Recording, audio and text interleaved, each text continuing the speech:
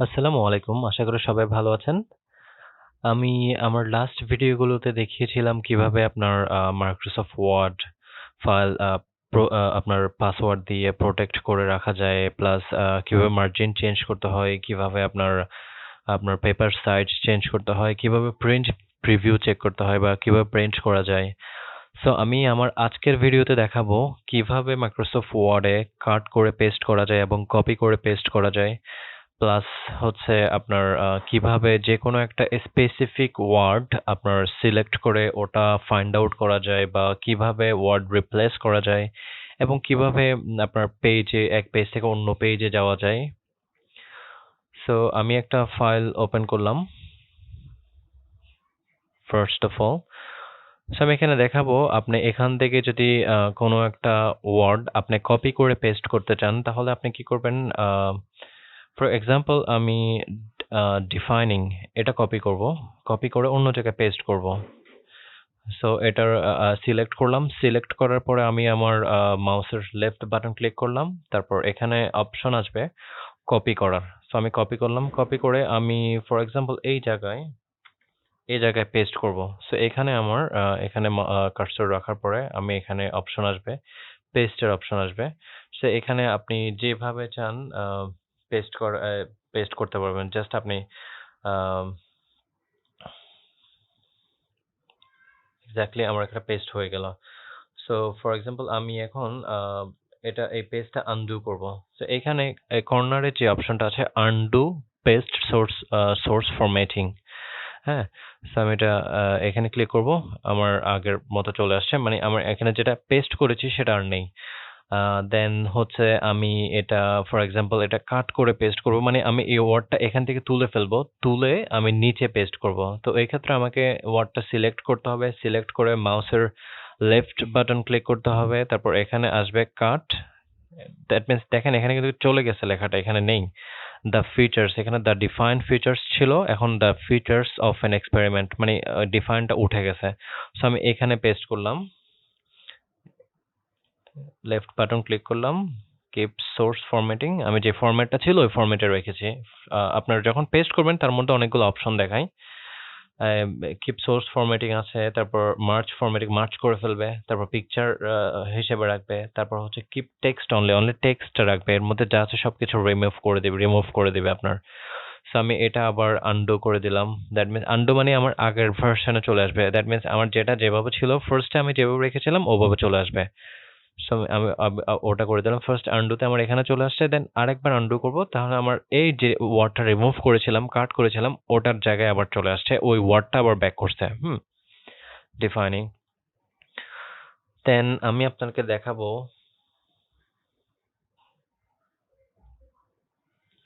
আপনার কিভাবে আপনার একটা ওয়ার্ড আপনি আপনার এই ডিফাইনিং এই ওয়ার্ডটা আপনার প্রয়োজনে আপনি ডিলিট করে দেবেন।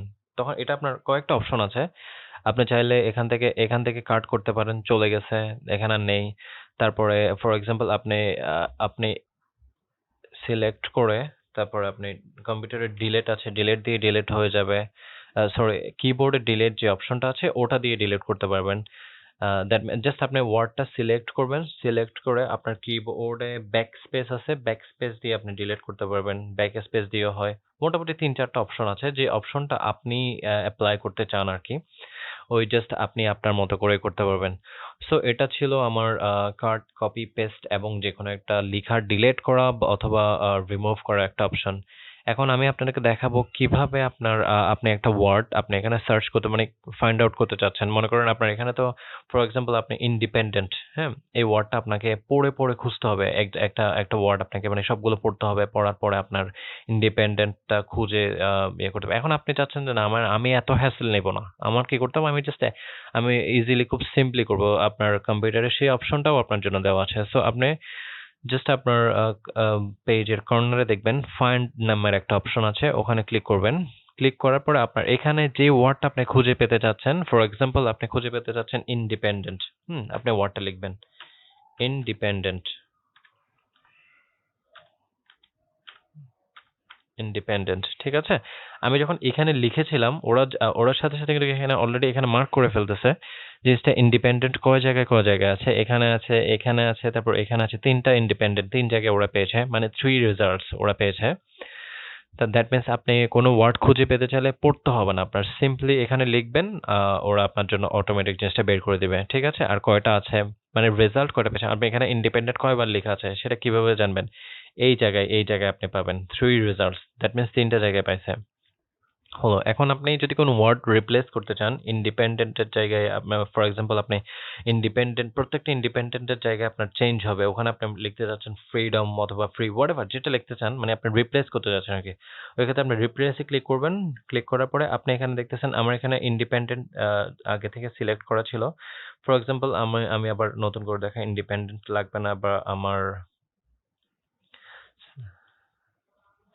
আমি এখানে রিপ্লেসে আপনার আপনি যেটা চেঞ্জ করতে চান ওইটা লিখবেন, ওই ওয়ার্ডটা লিখতে হবে। সো এখানে আপনি লিখলেন ইন্ডিপেন্ডেন্ট,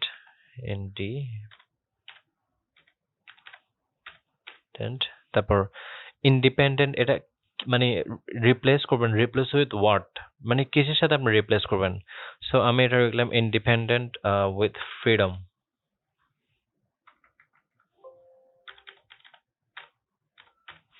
ঠিক আছে? তো এখানে রিপ্লেস মানে জাস্ট যে ওয়ার্ডটা আমি সিলেক্ট করেছি মানে একটা রিপ্লেস হবে। আর আমি যদি রিপ্লেস অল দিই দ্যাট মিন্স সবগুলো রিপ্লেস হয়ে যাবে।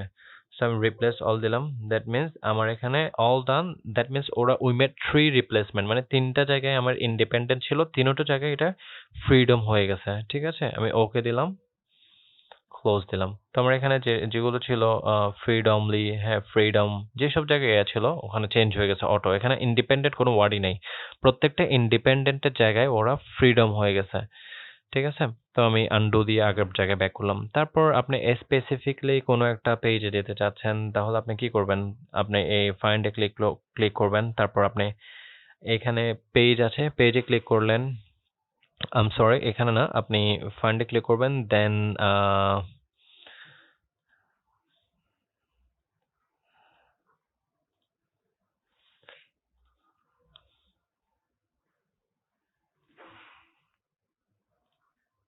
হ্যাঁ, স্যার আপনি জাস্ট আপনার ফাইন্ডের এই যে কর্নার যেটা আছে ওখানে ক্লিক করবেন, ওখানে লেখা আছে গো টু। হ্যাঁ, গো টুতে ক্লিক করবেন, ক্লিক করলে আপনার এখানে যেই পেজে যেতে চাচ্ছেন, ওরা এখানে অপশন দিয়েছে এন্টার পেজ নাম্বার, মানে কোন পেজে যেতে চাচ্ছেন আপনি। আমার এখানে 2টা পেজ আছে, এই পেজ নাম্বার এখানে দেখতে পারবেন, পেজ 1 আর পেজ 2, ঠিক আছে? তো আমি ফর এক্সাম্পল পেজ 2 তে যাব, পেজ 2 তে যাওয়ার পর আমি এখানে গো টুতে ক্লিক করলাম, ডিরেক্টলি আমাকে ওরা পেজ 2 তে নিয়ে আসছে, ঠিক আছে? সো আপনি এভাবেও পেজ 2 তে যেতে পারেন। দেন এরপরে আপনি আবার আপনার মেইন পেজে ব্যাক করার জন্য আপনি গো টু তে যাবেন, আপনি পেজ 1 এ ব্যাক করবেন। দ্যাট মিন্স আপনি পেজ 1 এ চলে আসছেন। ঠিক আছে? আশা করি তারপর আমি এখানে আরেকটা জিনিস দেখাতে পারি আপনাদেরকে। সেটা হচ্ছে আপনি ফর এক্সাম্পল